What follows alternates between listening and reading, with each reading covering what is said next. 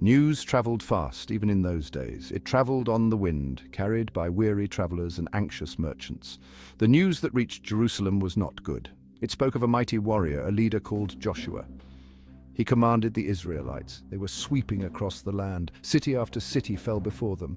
Jericho, with its mighty walls, had crumbled into dust. Ai, once thought impregnable, had been consumed by fire. Fear gripped the hearts of the people in Jerusalem. They were next, they knew it. Their king, Adonizedek, was a powerful man. He commanded a strong army. But could they stand against Joshua and the Israelites? The Israelites were different. They had a secret weapon. Their God, Yahweh, fought alongside them.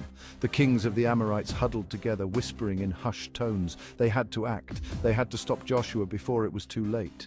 A sense of dread filled the air. They were facing an enemy unlike any they had encountered before. An enemy who seemed invincible. The victories at Jericho and Ai had sent a clear message. The God of Israel was mighty. He was with his people. This knowledge spread fear throughout the land. It was a fear that would soon turn into outright panic. Panic can be a powerful motivator. It can also lead to desperate measures. Adonizedek, king of Jerusalem, knew he couldn't stand alone. He sent messengers to the other Amorite kings. They met in anxious council. They forged an alliance, a pact of mutual survival. 5 kings, each with their own armies, united against a common enemy. Hoham, king of Hebron, was a giant of a man, known for his strength and ferocity. Piram, king of Jarmuth, was a cunning strategist. Japhia, king of Lachish, had a reputation for ruthlessness. Debir, king of Eglon, was a master of logistics. Together they believed they had the strength to crush Joshua and his God. Their combined armies marched towards Gibeon, a strategic city near the coast. It was a formidable force, a sea of bronze and iron under the scorching sun. The earth trembled beneath the feet of their warriors. They were confident. They outnumbered Joshua. Surely they could defeat him. The alliance was a testament to the fear that Joshua had instilled. Never before had these kings, often rivals amongst themselves, united in this way. The threat of Joshua and his God had overcome their differences. For now, their survival depended on unity. The Gibeonites were a shrewd people. They were also pragmatic. They had heard of Joshua's victories. They knew that their city would be no match for his army. They decided to use cunning to survive. They sent a delegation to Joshua. The delegation wore tattered clothes and carried moldy bread. They claimed to have traveled from a distant land, a land far beyond the Jordan. They sought peace with Joshua. They offered themselves as servants to the Israelites. Joshua, unaware of their deception, agreed to their request. He made a covenant of peace with them. The news of the covenant reached the 5 kings. It enraged them. They felt betrayed. Gibeon was a strategic prize. Its loss would be a major blow. They resolved to crush Gibeon and teach Joshua a lesson. The stage was set for a confrontation that would determine the fate of the land. Word reached Joshua of the advancing armies. He did not hesitate. He gathered his men and marched throughout the night. He arrived at Gibeon under the cover of darkness. The sight that greeted him at dawn was terrifying. The valley below teemed with the armies of the 5 kings. Their numbers seemed endless. Joshua's men were outnumbered. Fear threatened to grip their hearts, but Joshua remained steadfast. He had faced impossible odds before. He had seen the power of his God. He rallied his men. He reminded them of the promises of Yahweh. "Do not be afraid," he declared, "for the Lord your God will fight for you." The Israelites charged into battle. Their war cry echoed across the valley. It was a cry of defiance, a cry of faith. They knew that they were not alone. The God who had parted the Jordan, the God who had brought down the walls of Jericho, was with them. Section 5. The daytime stood still. The battle raged. The Israelites fought with a fury born of faith, but the Amorite armies were strong. The tide of battle ebbed and flowed. Then something extraordinary happened. The sky darkened. A hailstorm, unlike anything ever seen, broke out. Giant hailstones, each one a deadly projectile, rained down upon the Amorites. Panic swept through their ranks.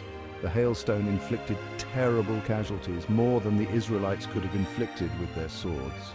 It was a clear sign Yahweh, the God of Israel, was fighting for his people. But the day was far from over. As the Amorites fled, Joshua saw an opportunity to completely destroy them. However, the day was drawing to a close. and the setting sun threatened his plans. In a moment of extraordinary faith, Joshua cried out, "Sun, stand still over Gibeon, and moon over the valley of Aijalon." And the sun stood still. It remained high in the sky for an entire day. Section 6. Joshua's ruthless advance. With the sun halted in its course, Joshua unleashed his fury. The Israelites pursued the fleeing Amorites. No mercy was shown. The ground ran red with blood. It was a slaughter, a massacre. The Amorite army, once so confident, was utterly routed. The 5 kings, seeing their armies destroyed, fled and hid in a cave at Makkedah. Joshua received word of their hiding place. He commanded his men to roll large stones to seal the entrance of the cave. He left a contingent to guard the cave. He then continued his relentless pursuit of the enemy.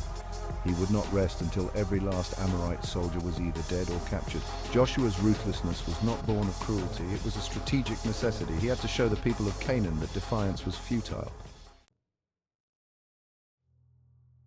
Section 7.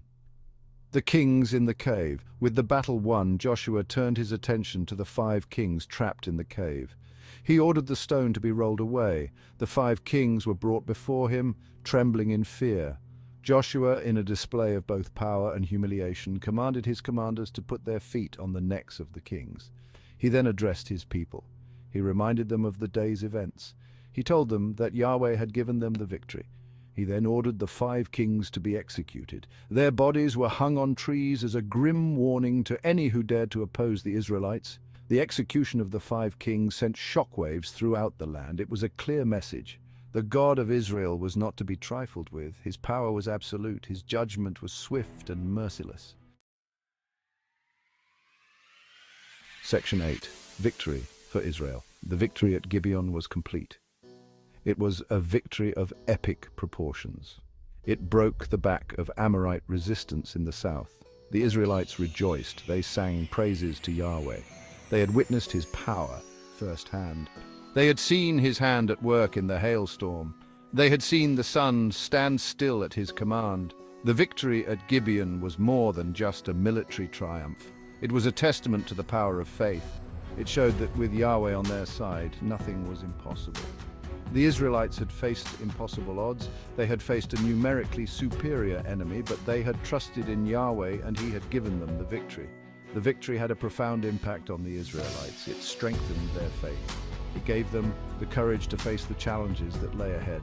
They knew that no matter what obstacles they faced, Yahweh would be with them. Section 9. A campaign of conquest. Gibeon was just the beginning. Joshua pressed his advantage. He led his army on a whirlwind campaign throughout the south. He conquered city after city. Libnah, Lachish, Eglon, Hebron, all fell before the might of the Israelites. Joshua's strategy was simple but effective. He attacked swiftly and decisively. He showed no mercy to those who resisted. He destroyed cities and put entire populations to the sword. His aim was to strike fear into the hearts of his enemies. He wanted to break their spirit and their will to resist. He was also a shrewd tactician. He exploited the fear and disarray that gripped his enemies after Gibeon. He used a combination of military might and psychological warfare to achieve his objectives.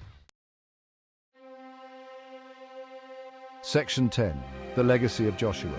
Joshua's southern campaign was a stunning military achievement. In a few short years, he had conquered most of the southern promised land. He had defeated powerful enemies. He had established Israel as a dominant force in the region, but his legacy extended far beyond his military exploits. He was a man of deep faith. He led by example. He showed his people what it meant to trust in Yahweh. He was also a man of great courage. He never shied away from a challenge. He never wavered in his determination to fulfill God's will. His story continues to inspire people today. It is a story of faith, courage, and determination. It is a reminder that with God all things are possible. It is a story that has been told and retold for millennia.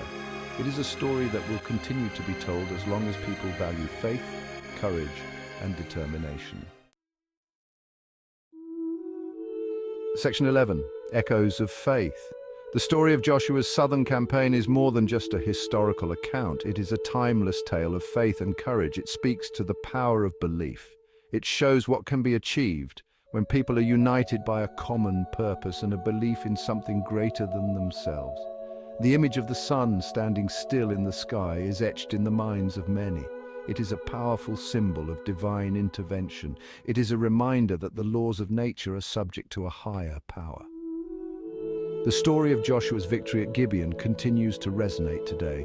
It serves as a source of inspiration for those who face seemingly insurmountable challenges. It is a reminder that even in the darkest of times, hope can triumph over despair. It is a testament to the power of faith to move mountains, or in this case, to stop the sun in its tracks.